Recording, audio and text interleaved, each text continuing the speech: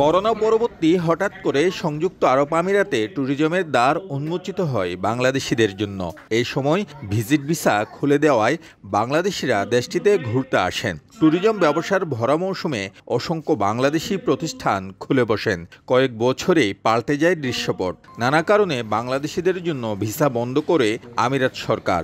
এমন অবস্থায় বিপাকে পড়েছে ট্রাভেল কোম্পানিগুলো। একটা ভিসার উপরে লেখা আছে জেনারেল ম্যানেজার, একটা ভিসার উপরে লেখা আছে ইনভেস্টর, অথচ সে চাকরি করতেছে ইট টানা, মানে আপনার কি বলে, সাইডে চাকরি করতেছে কনস্ট্রাকশন লেবার হিসেবে।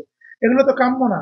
বর্তমানে আমরা কোনো লোকও আসতেছে না বাংলাদেশ থেকে, এবং আমরা কোনো লাইসেন্সও করতে পারতেছি না, কোনো বিষয়ও লাগাইতে পারতেছি না, এবং আমরা ট্যুরিজম গাইডের যে ফ্যাসিলিটি গুলা বাংলাদেশি ন্যাশনালিটি হওয়ার কারণে, যেহেতু বাংলাদেশের ভিসা বন্ধ, আমরা কোনো ব্যবসা করতে পারতেছি না।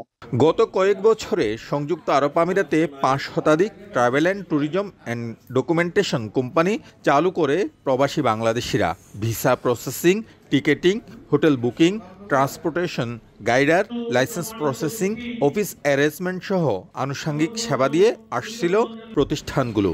বর্তমানে ভিসা চালুর আশা নিয়ে দিন গুনছেন ব্যবসায়ীরা।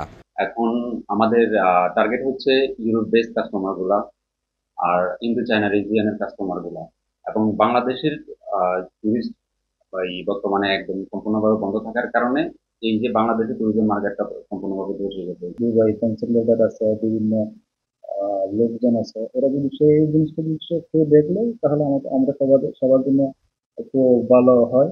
এই অবস্থা থেকে পরিত্রাণের জন্য সরকারের প্রতি কার্যকর পদক্ষেপ নেয়ার আহ্বান জানান প্রবাসী ব্যবসায়ীরা। শিবলাল সাদিক, সময় সংবাদ, সংযুক্ত আরব আমিরাত।